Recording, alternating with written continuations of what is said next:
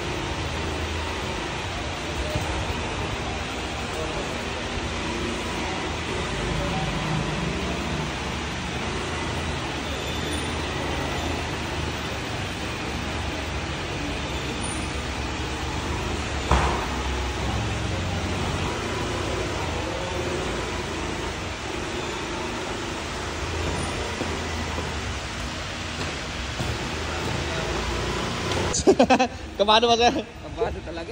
Paano experience mo sa pag-skills?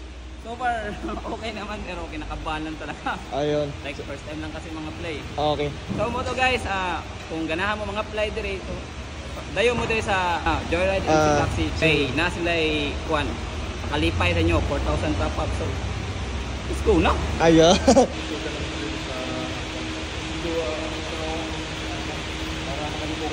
Hindi ka magaya.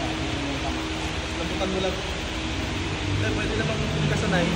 Basta ako kung mag-play mo sa harap ng ko. Tandaan na dito yung drama mo sa lalay ng mga. Kusingin ni sila. Kaya. Kaya mo yan, sir. Nalibago ka lang siguro.